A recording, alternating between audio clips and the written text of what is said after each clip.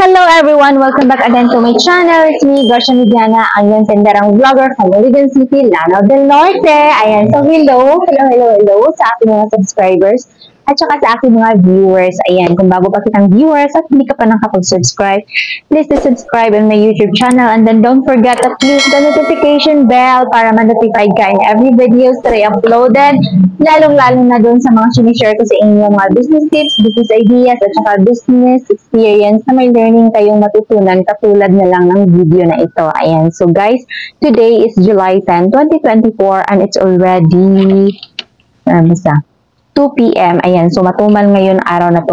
Ngayon lang ulit ako nakapag-upload kasi nawalan kami ng internet. Naputol kasi yung wire niya. Tapos, ito na yung CLDT. Ang tagal-tagal mag-responde. Balik-balik pa kasi nalaman na nila na yung sanhin na pagkawala ng internet namin is naputol yung wire kasi pinikit ng daga. So, ayan, bumalik ulit, kinabukasan. Pagkasunod adlaw, sige na, gusto balik-balik kayo, magsige na lang po himo og ticket, minatay dugay, kaayo, ginuupol na. Ay, nako. Well, anyway, guys, thank you so much for watching on my video. Ayan, so guys, disclaimer, itong isi-share ko sa inyo is based lamang sa aking mga na-experience, mga nalalaman, natutunan, na-research na gusto ko rin i-share sa inyo, okay? Ayan, so ano nga ba yung mga factors or mga dahilan kung bakit nakasurvive yung ating negosyo or itong negosyo namin na gusto ko din i-share sa inyo. Yung iba sa inyo is alam na to pero hindi niyo alam na ito pala yung dahilan kung bakit nakasurvive yung negosyo ninyo in a long run. At saka, isa din sa mga dahilan kung bakit naging successful yung negosyo ninyo. Ayan. Itong sinishare ko sa inyo is, based sa aking na-experience, hindi lang siya na-experience na ina-apply ko.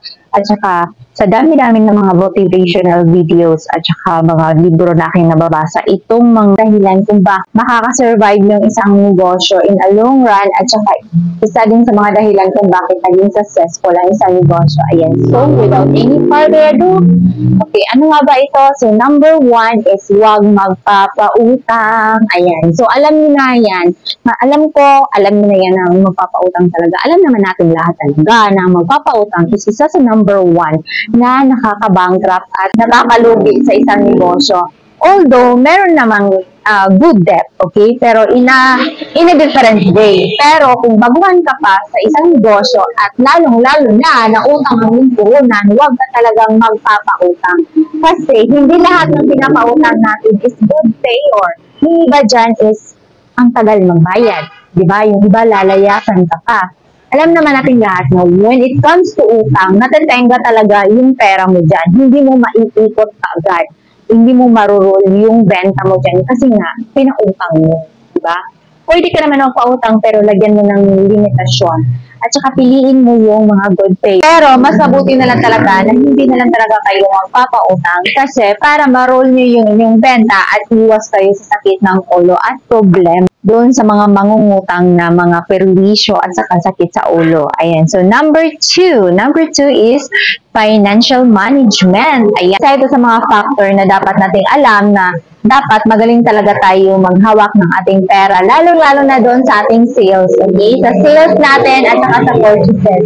So, yun yung tinatawag nating cash flow. Cash flow is yun yung perang papasok sa ating negosyo at perang palabas sa ating negosyo. Ayan. So, dapat talaga magaling tayong maghawak ng pera, magpaikot, at saka mag-manage, mag-compute. Ayan. So, dapat talaga natin inaaral lahat yan para maging successful at tumagal yung negosyo natin in a long run. Ayan. So, number 3 is consistency. Ito, guilty talaga ako dito kasi ito yung pinakamahirap talagang sustain yung pagiging consistent, lalong-lalo na sa opening hours at saka sa closing hours at saka pag-restock ng yung mga paninda. Kasi dati, alam naman natin, di ba, pagod tayo buong maghapon, ang dami natin ginagawa, so pagod na yung ating katawang lupa. So, natutulog tayo. Kinaumagahan, ayan, pagod pa tayo. Yung katawan natin, kailangan pa natin i-recharge. Pero ang hirap-hirap gumising ng maaga. Pero wala tayong magawa kundi kailangan nating bumangon kasi may negosyo tayong pinapaandar. So, ngayon, consistent ka dapat mag-open kung ano yung oras na dapat mag-open ka at kung ano yung oras na mag-close ka ng iyong tindahan. At saka, consistent ka sa pag-restock ng mga paninda mo kung ano yung mga item na wala na dyan. So, dapat bago pa yan maubusan, is nire-restock mo na yan. Kasi pag consistent ka sa mga bagay na yan, yung mga customer mo is wala nang dahilan na pupunta pa sa ibang tindahan kasi alam na nila yung opening at closing hours mo at saka lagi kang available sa mga item na kinakailangan nila. So, dapat alam nyo na consistency is the key factor para maging successful at maging tumagal yung negosyo mo in the long run. Ayan. So, number 4 is good customer relation. Ayan. So, good customer relation is ito yung magandang pakikitungo mo sa inyong mga customer.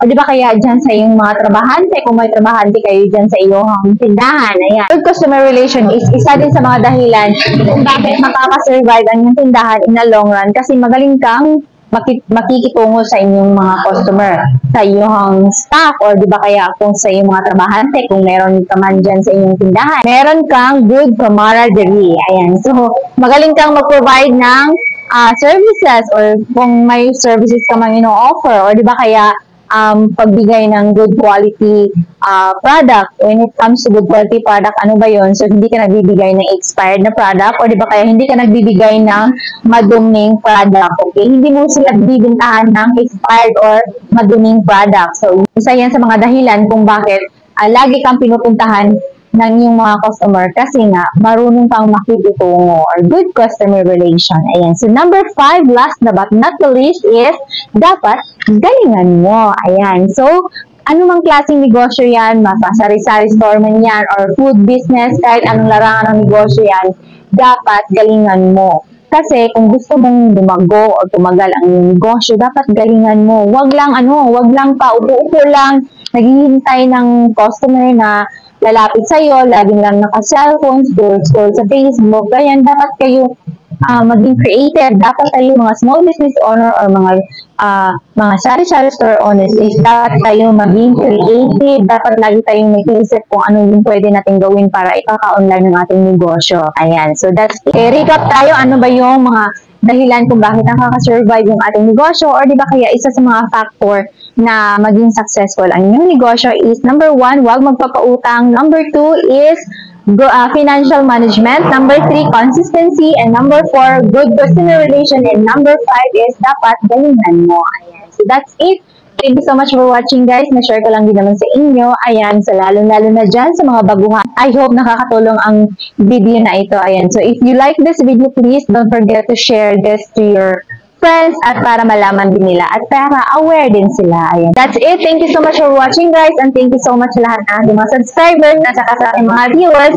Kung bago pa kitang viewers at hindi ka nakapag-subscribe, please subscribe and then don't forget to click the notification bell para notified ka in the other videos that I uploaded. Ayan. That's it. Thank you so much for watching. God bless. Happy selling and gracias everyone. Bye!